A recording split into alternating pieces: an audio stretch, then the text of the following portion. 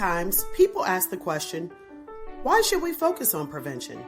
There are a range of thoughts, opinions, and views about the concept of prevention. As a matter of fact, many of Ohio's communities have recently focused on the importance of promoting prevention education. And while promoting prevention education is essential to healthy environments, it is merely one strategy within the scope of prevention. Let's take a look at what prevention is really all about. Prevention promotes the health and safety of individuals and communities. It focuses on reducing the likelihood, delaying onset, slowing the progression, and/or decreasing the severity of mental, emotional, and behavioral health disorders. Prevention involves empowering individuals, families, and communities to meet the challenges of life events and transitions. Prevention focuses on the physical, social, emotional, spiritual, and cognitive well-being. Prevention also promotes safe and healthy behaviors and lifestyles. Primary prevention is an upstream approach focused on stemming the flow of people with problems who need services by improving the physical and social environment so that fewer people are impacted by behavioral health conditions. A primary prevention approach requires looking at the role of social, physical, economic, and cultural factors play within the entire scope of prevention. Early intervention, which is previously known as secondary prevention, is an integral part of the continuum of prevention-based services. These interventions happen after serious risk factors have already been discovered very early in disease progression, soon after diagnosis. The goal here is to halt or slow the progress of disease in its earliest stages. Recovery support or relapse prevention, previously known as tertiary prevention. This focuses on helping people manage complicated, long-term health problems such as diabetes, substance use disorders, mental health disorders, etc. The goal is to prevent further physical deterioration and maximize quality of life. Therefore, recovery services are not considered prevention services. Prevention services are a planned sequence of culturally appropriate, science-driven strategies intended to facilitate attitude and behavior change for individuals and communities. They can be direct or indirect. Direct services are interactive prevention interventions that require personal contact with small groups to influence individual-level change. For example, classroom-based programs, parenting programs, community trainings, etc. Indirect services are population-based prevention interventions that require sharing resources and collaborating to contribute to community-level change. For example, compliance checks, media campaigns, advocacy, etc.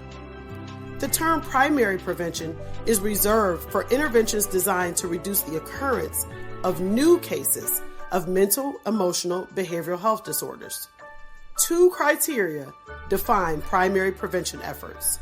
First, prevention strategies must be intentionally designed to reduce risk or promote health before the onset of a disorder.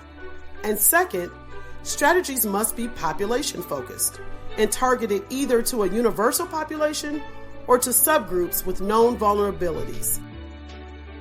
Prevention is not drug or paraphernalia displays, scare tactics, stories by individuals in recovery, general awareness or statistics, information on drugs and their effects such as posters of drugs, needles and arms, overdose victims, pictures or videos of car crashes, etc., teaching signs and symptoms of addiction, information on treatment and recovery, program promotion, relapse prevention, and aftercare. So, remember that prevention is none of these things.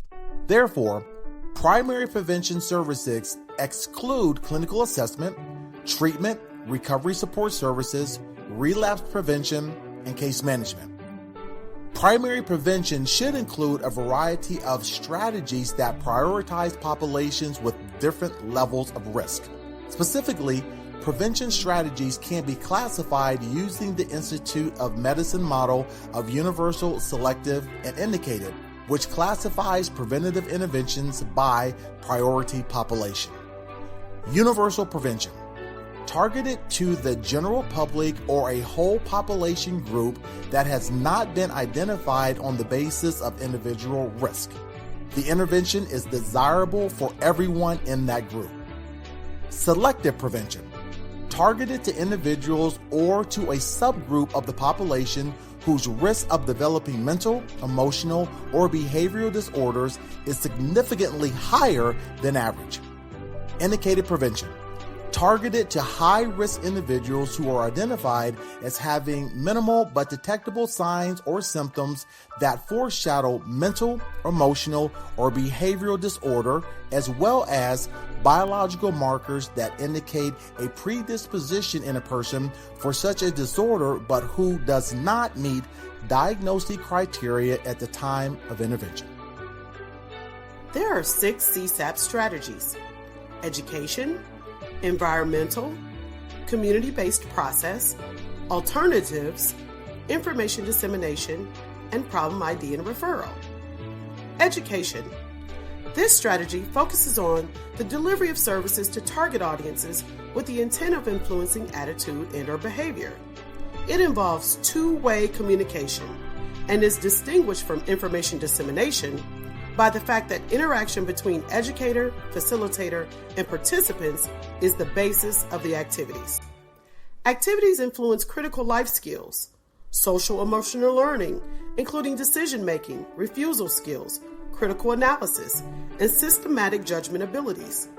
Prevention education is not equivalent to psychosocial education, which is helping a diagnosed individual increase awareness and knowledge of the nature, extent, and harmful effects of their behavioral health disorder. Environmental. This strategy seeks to establish or change standards or policies to reduce the incidence and prevalence of behavioral health problems in a population. This is accomplished through media, messaging, policy, and enforcement activities conducted at multiple levels. Community-based process. This strategy focuses on enhancing the ability of the community to provide prevention services through organizing, training, planning, interagency collaboration, coalition building, and/or networking. Community-based process activities are essential to effectively implementing an environmental strategy. Planning and meeting must result in the selection of either a prevention education or environmental strategy to allow for the return on investment of the community's resources invested in the coalition building, capacity building, and planning processes. Alternatives. This strategy focuses on providing opportunities for positive behavior support as a means of reducing risk-taking behavior and reinforcing protective factors. Alternative programs include a wide range of social, cultural, and community service volunteer activities. Alternative activities must be conducted as part of a larger, comprehensive prevention effort. Otherwise, they're merely a fun activity that cannot be distinguished from healthy participation in community life. Information dissemination. This strategy focuses on building awareness and knowledge of behavioral health and the impact on individuals, families, and communities. It is the dissemination of information about prevention services. Information dissemination is characterized by one-way communication. This strategy is not designed to be conducted alone, but is part of a comprehensive, evidence-based approach. Information dissemination provides a foundation for community-based process to engage and mobilize communities into action. Although prevention strategies can be implemented without the foundation of information dissemination and community-based process, these interventions tend to lack the benefits resulting from broad-based community support and opportunities for expansion and quality improvement. Problem identification and referral. This strategy focuses on referring individuals who are currently involved in primary prevention services and who exhibit behavior that may indicate the need for a behavioral health assessment. This strategy does not include clinical assessment and/or treatment for behavioral health disorders, or SBIRT, screening, brief intervention, and referral to treatment services. This strategy is also not designed to be conducted alone, but is part of a comprehensive, evidence-based approach. In an effort to obtain the greatest impact in Ohio's communities from CSAP 6 prevention strategies, the focus is on the intended level of change. Therefore, Ohio believes a deeper dive is necessary and allows for the conceptualization of a more integrated model. Within this integrated model, prevention education and environmental strategies are seen as the primary prevention strategies and have the strength to influence attitude, behavior, and status on their own. The other 4 strategies, community-based process, alternatives, information dissemination, and problem ID and referral, support the implementation of these 2 primary strategies. All 6 in appropriate proportions are needed as part of a comprehensive prevention approach. So, let's review. Education and environmental strategies are the 2 main prevention strategies because they have the intervention strength to influence attitude, behavior, and status. Therefore, conducting either prevention education of environmental strategies alone is considered implementing primary prevention.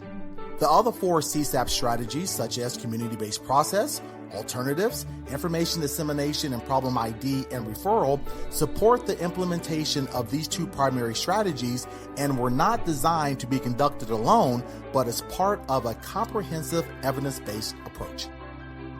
Ohio recognizes that prevention is part of the continuum of care. Effective prevention decreases risk factors and enhances protective factors. Prevention requires the adoption of known effective prevention practices, policies, and strategies. Collaborative systems of prevention work better than service silos. In summary, all 6 strategies are needed as part of a comprehensive prevention approach. Communities receive the greatest benefit when they combine all 6 CSAP strategies in the appropriate balance to address the needs of universal, selective, and indicated populations in their own unique communities.